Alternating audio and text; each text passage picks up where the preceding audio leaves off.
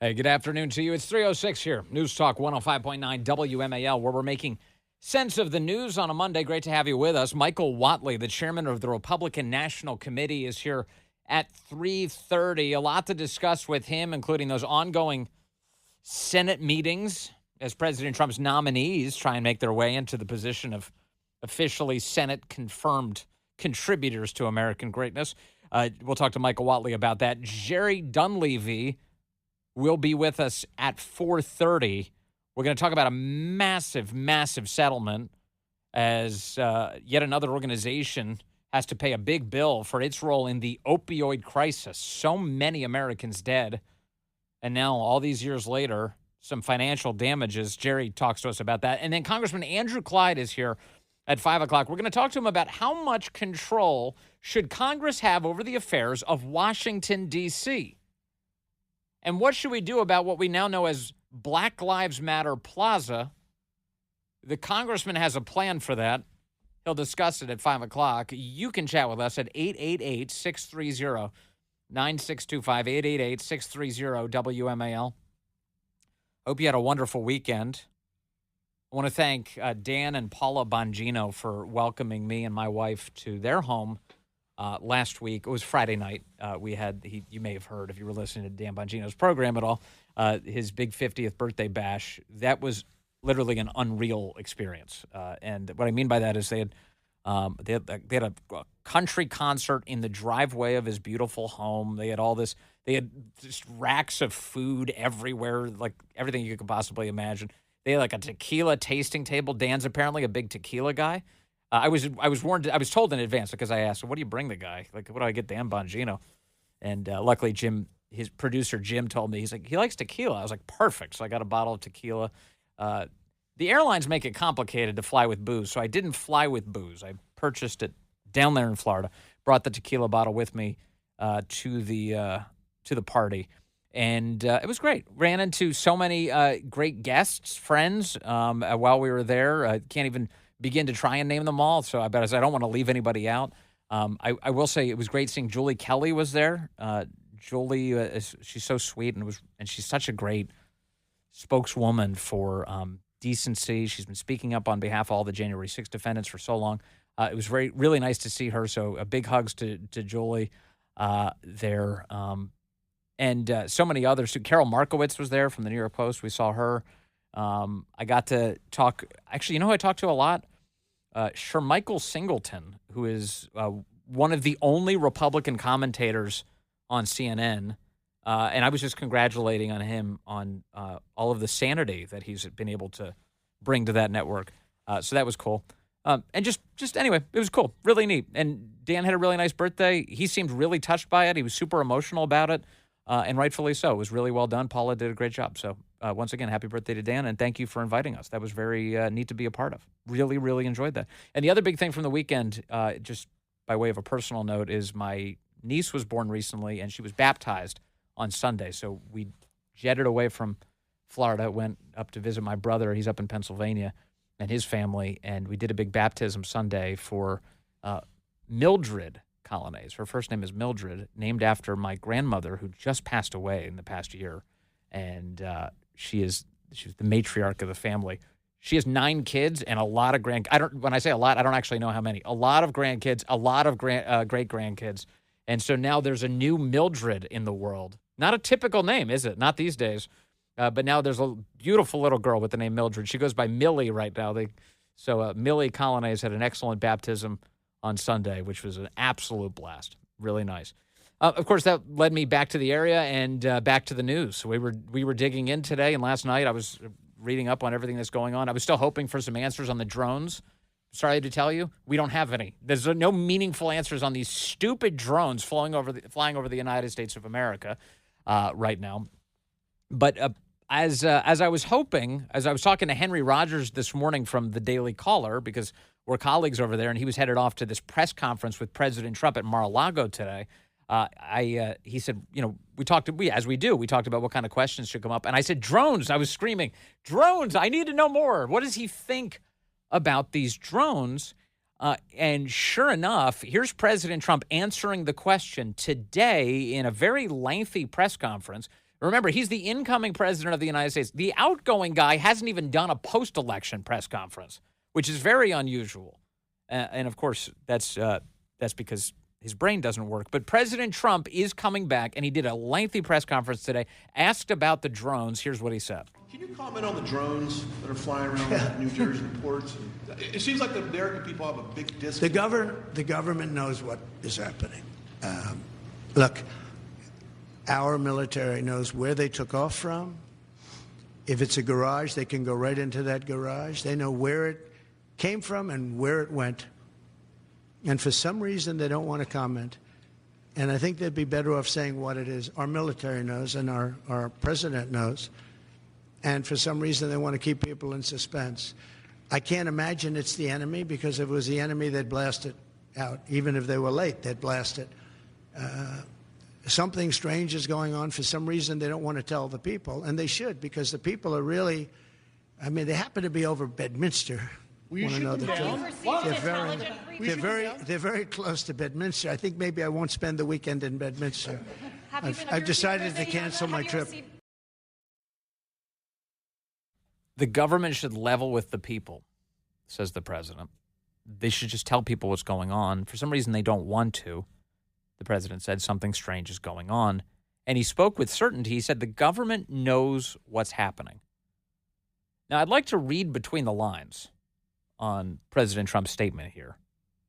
The government knows what's happening. What could he mean, the former president of the United States, the future president of the United States? Well, one, having been president, he's well aware of the capabilities that are at the disposal of the United States federal government to track, spot, surveil, see, and document things.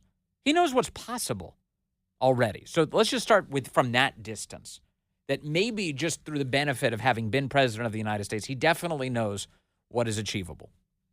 Another piece of this is he clearly is in touch with all sorts of people who are either still involved in the government or are experts on all of this, who are probably all giving him intel on ways to think about all of this. Well, here's what we could do. Here's what we tracked. Here's how we've done it in the past. There's no way this could possibly happen without the government knowing every last detail, and on and on. And finally, this may come directly from the president receiving intelligence briefings about the specifics. Now, President Trump, as president-elect, is entitled to and has been receiving intelligence briefings. So there may be some classified components to this. President Trump, as the incoming president, is being deferential to the existing president, but you could hear him almost very gently saying, they should just tell people what's going on here. He maybe isn't telling us himself, not sharing anything, but encouraging the current president of the United States and his administration, go ahead, tell people what's going on, because all of the lack of answers is driving people crazy. Now, it's kind of a big deal that President Trump is saying he's not going to spend the weekend in Bedminster. He just said in that statement that he's like, look, they're close to my golf club, my what do you call it, a country club in Bedminster. I'm not going. I'm going to stay away from that for a bit. Well, that seems like a big deal. Why is that? Are these government? If they were government drones, what would lead the incoming president of the United States to stay away from Bedminster? Is he just being playful? Is that the way that we can assess that? Or is there something deeper going on here? Now, on the point about whether or not he's receiving intelligence briefings on this subject, he was asked about that, and here's what he said. Have you received an intelligence briefing on the drones? I don't want to comment on that. Oh, well, that makes it even more interesting. I don't want to comment on that. That's as good as saying, well, yes, of course, I've been receiving intelligence briefings on this subject.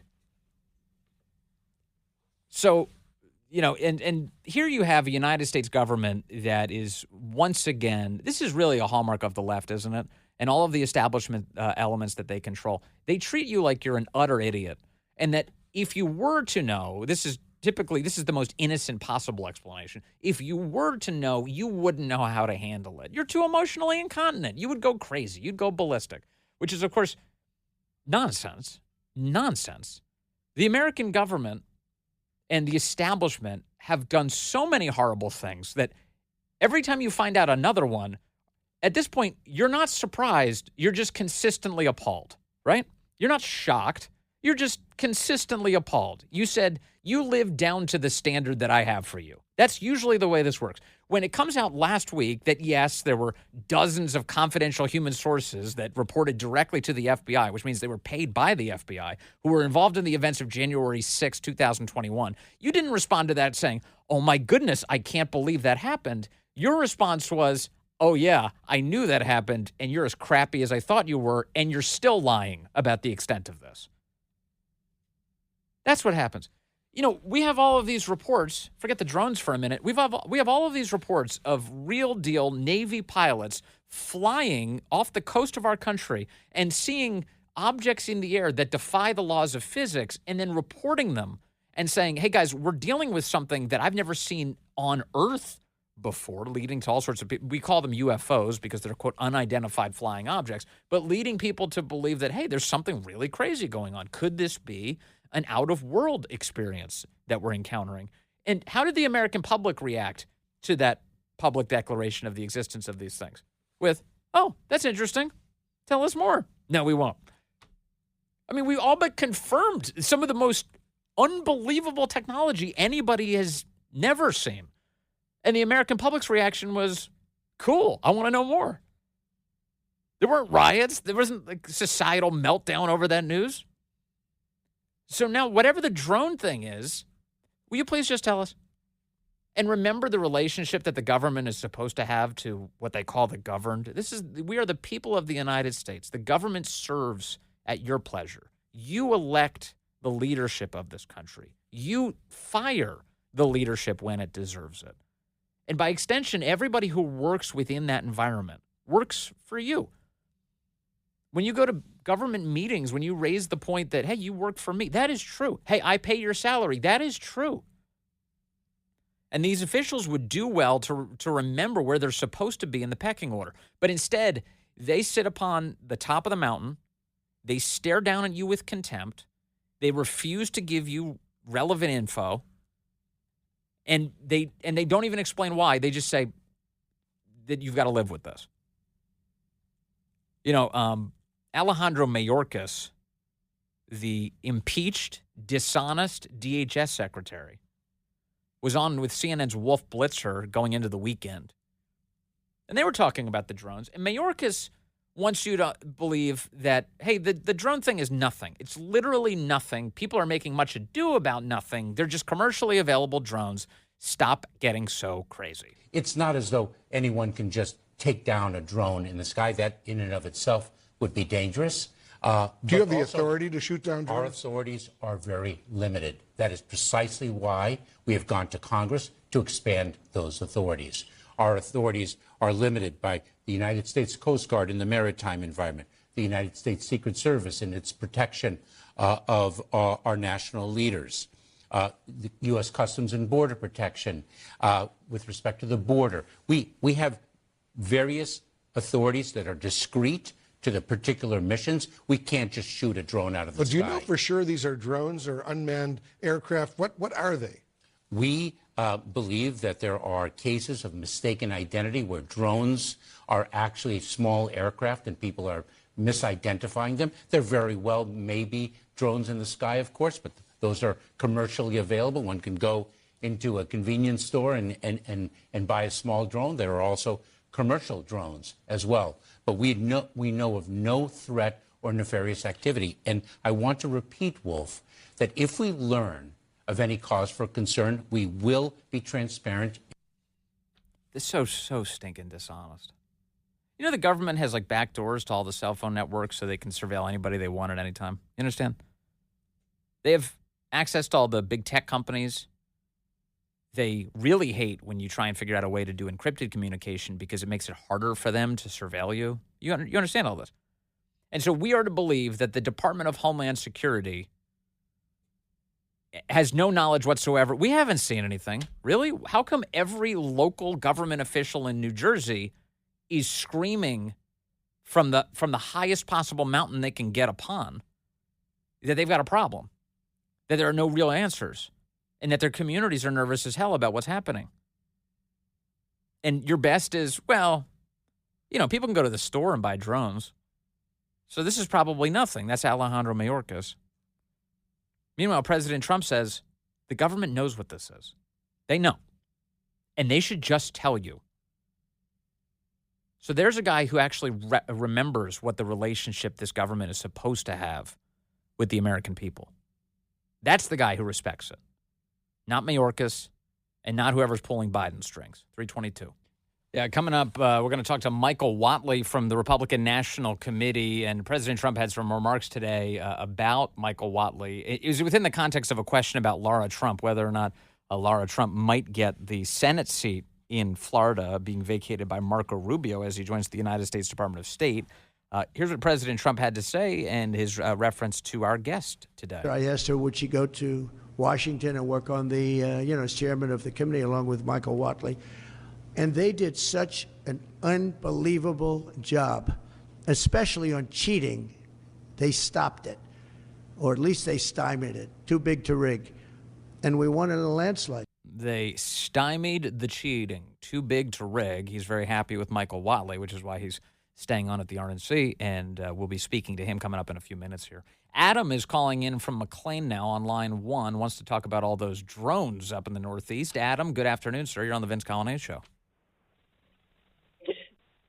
Yes. Hey, good afternoon, Vince. How are you? I'm good, Adam.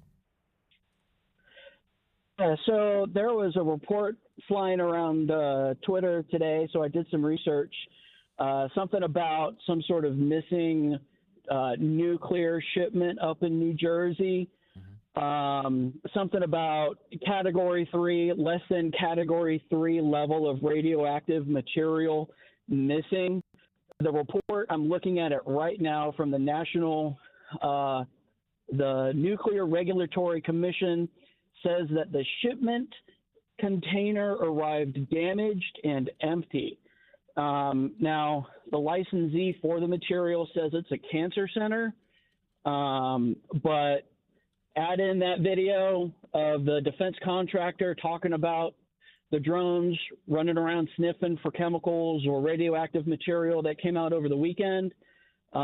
This could be it, but I don't want to add smoke to a fire if there is none. Yeah, no, it's a great point. And I've seen some of the reporting on this subject, kind of to your point.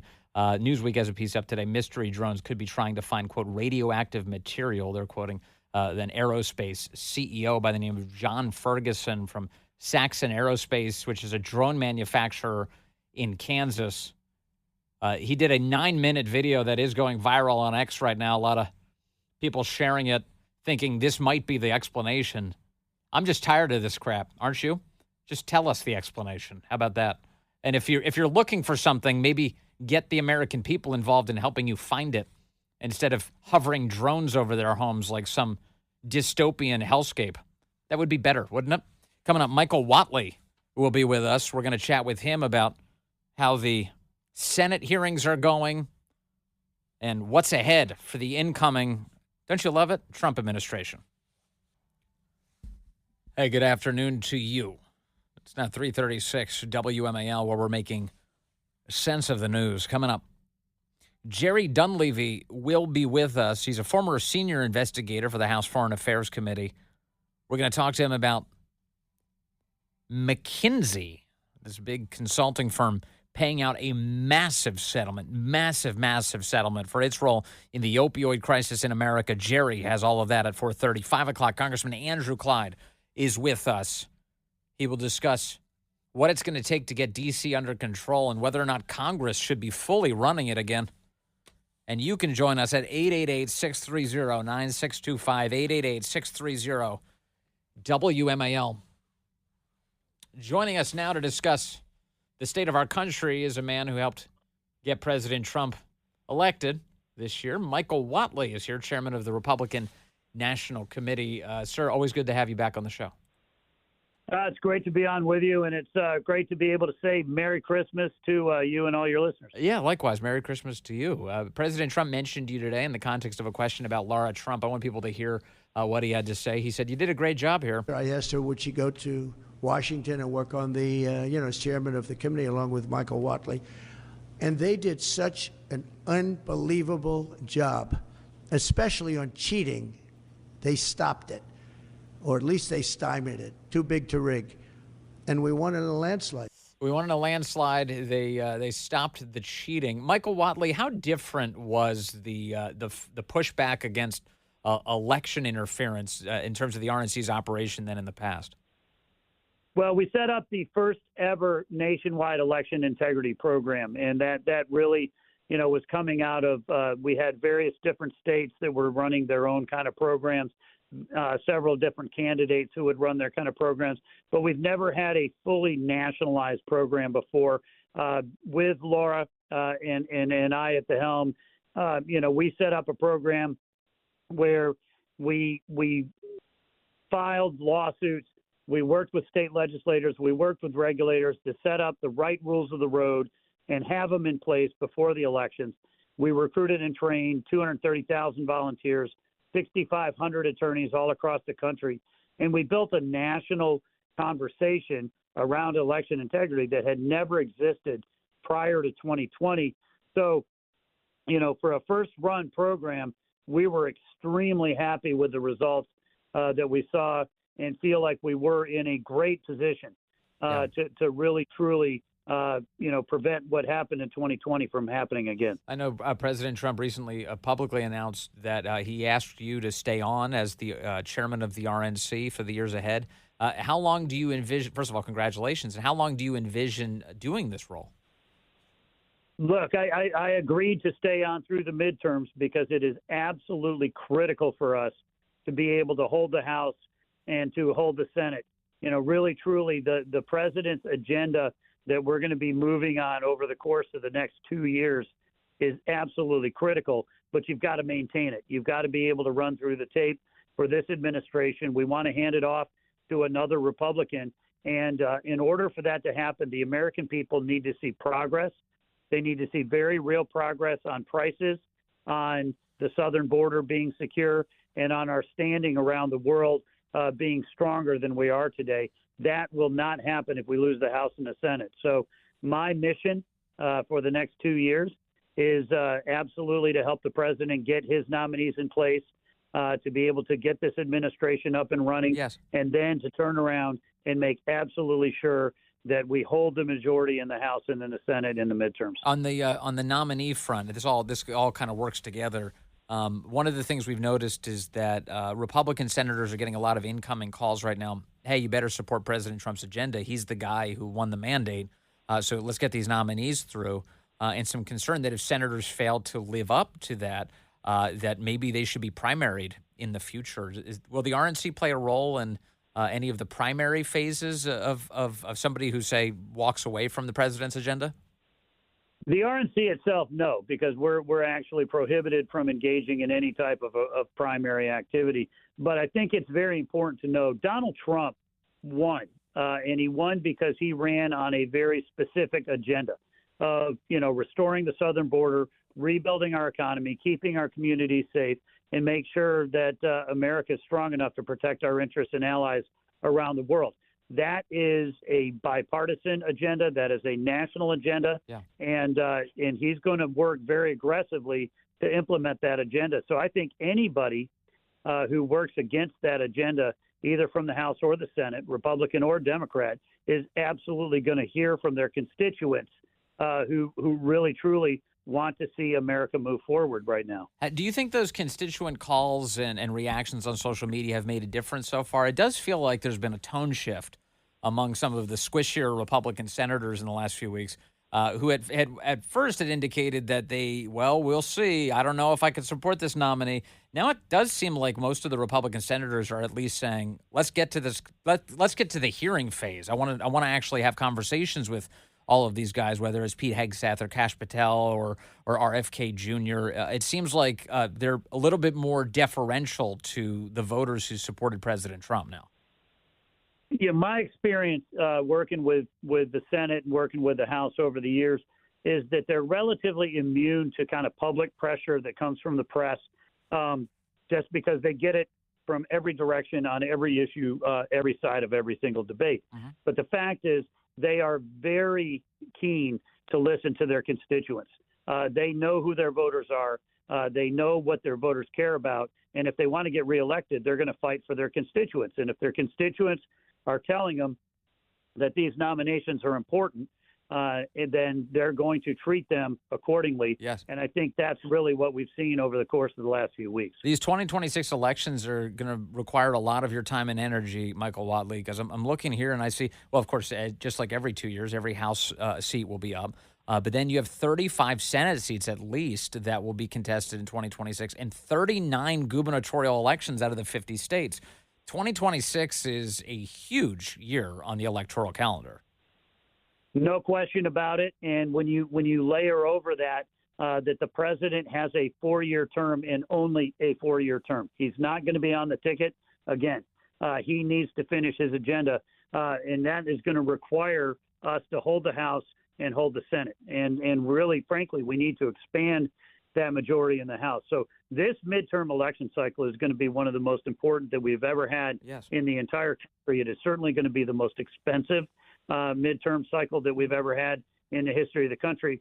And frankly, that's the only reason that I agreed when I talked to President Trump to come back, is because of how critical this cycle is going to be to make sure that we cement this agenda and we get America in a much stronger place than it is today. Obviously, President Trump, with the support of the RNC, did a lot to reshape the electorate that supports Republicans in these elections, certainly supports President Trump. Do you expect to undertake any specific efforts to really supercharge that kind of voter showing up and supporting Republicans? For instance, are you chasing new voter registrations right now in anticipation of 26? Donald Trump completely remade the Republican Party, and the fact that we are right now an America-wide party, and we are the party of the working class. Really, we have not seen this type of a shift since Ronald Reagan, and it's great to see how this coalition kind of came together over the course of the last year with Donald Trump leading the vanguard. But we need to make sure that these Trump voters become Republican voters, and that the Republican Party is really, truly going to embrace this America First agenda. You know, I tell a lot of people the America First agenda is bigger than Donald Trump, but he is the tip of the spear. He is the vanguard of this movement, and we need to perpetuate it by having candidates that are going to run on the same issue sets. We have candidates that are going to fight for the American people, all American people, every single voter. That's where we're going to go. So, yeah, we're going to be reaching out in truly trying to build on top of the shift that we saw with black voters, Hispanic voters, Asian American voters. We saw women voters come to Donald Trump in a dramatically stronger way than they did in 16 or 20. We saw the youth vote as strong for Republicans as we've ever seen.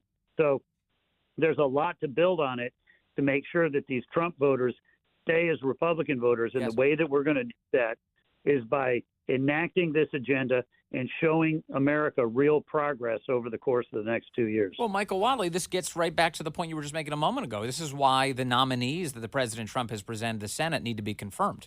Because if Republicans would like any chance at staying in the driver's seat here, then they need to do exactly what the voters expect from them in order to grow their margins and get to a place where they can pass productive legislation on behalf of the American people.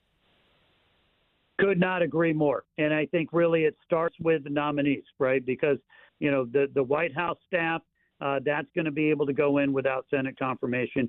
But when we talk about Secretary of Defense, we talk about the Attorney General, we talk about the Secretary of Commerce or the Secretary of Energy or the EPA Administrator, you know, these are all positions that are going to be implementing Donald Trump's agenda.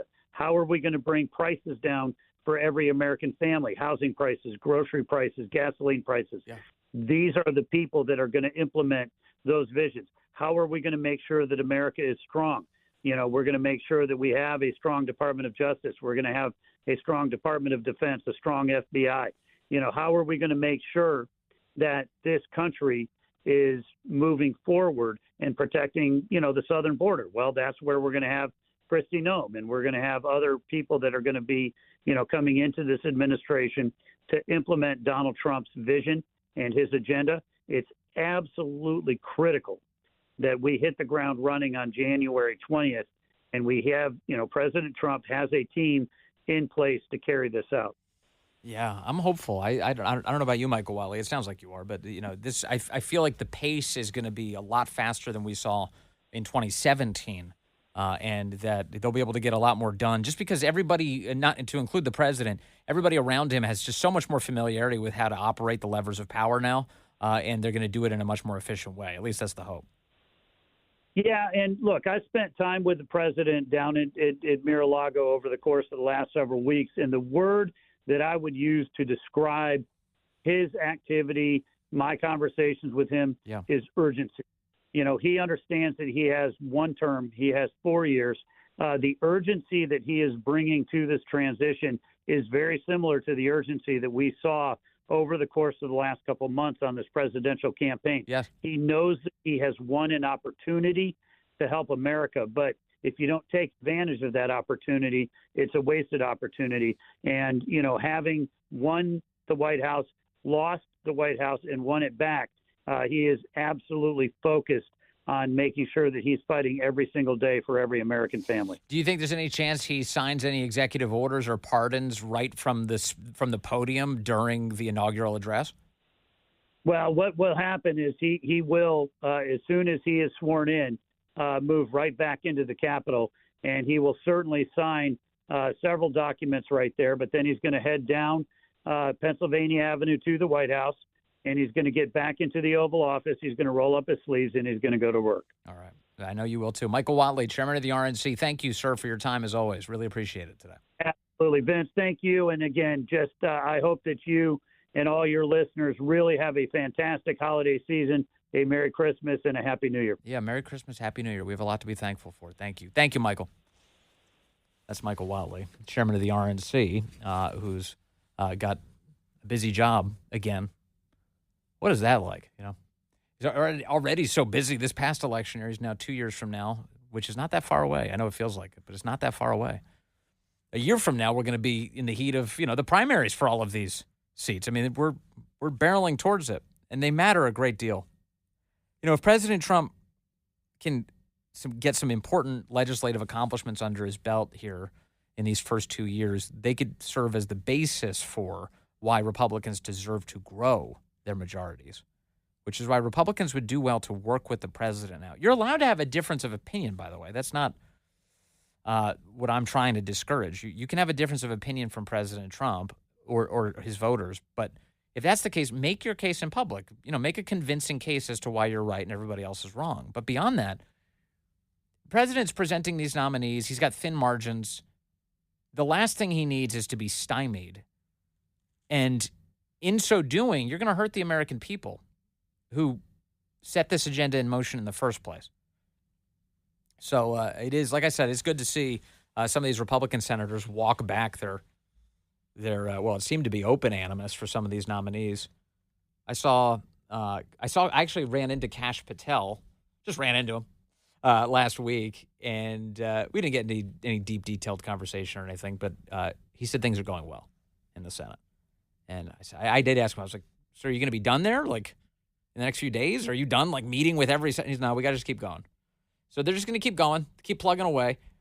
And let me just point out what that means. President Trump's nominees are demonstrating an immense respect for the advice and consent role of the United States Senate. They're not looking down on it. They're not patronizing it. They're not acting as if they're entitled to it. They're going and they're treating these senators with, in some cases, a lot more respect than these senators have been giving these nominees. They're going in there and saying, you are the elected representatives of the American people. You do have an advice and consent role, and I am here to answer every question you could possibly have. Please ask me. I'm ready to go. I understand what the game is here, what this is. And you're watching it take place, and it seems like these nominees are winning over. I mean, Pete Hegseth, a guy who, by all accounts, was on life support just a few weeks ago, is now thriving. He pulled off the Brett Kavanaugh. That seems like it's going well, and I really hope it prevails in the end. Kash Patel, the guy's smart. My guess is he's running circles around some of these senators, but doing it with kindness, and he's walking in there, answering their questions clearly, and I'm seeing a lot of good messages from all these senators saying, it was great meeting with him. He's the right guy for the job. That's cool. That's good. RFK Jr. on the Hill this week. And the media with each passing week tells you that the new controversial person is there, and this is going to be, and they want to make it seem like everybody is on the verge of death. They're all going to die. They're all going to go down. They're all going to go down in flames. Don't buy into that crap. Don't buy into that crap. The media, they have a perverse incentive. They want to hype this up. They want to turn it into a tabloid scandal, and before they even begin to give you any accurate depiction of what's going on inside of those rooms. RFK is a smart guy. RFK is a smart guy. And the president has been asked, I'll play some audio from President Trump coming up on RFK. But he's being asked about RFK. And is RFK going to ban the polio vaccine? Blah, blah, blah. And they're going crazy. They're going absolutely nuts. And Trump is saying the same thing RFK Jr. has been saying if you only pause to listen or spent any time doing the research, which is Americans are experiencing chronic health crises at levels not seen anywhere else in the civilized world.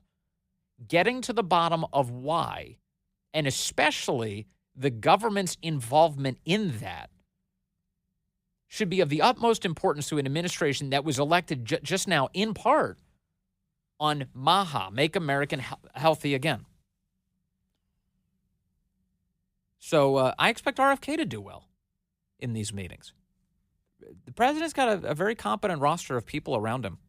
And, boy, I'm just going to keep saying my prayers and keep telling it like it is.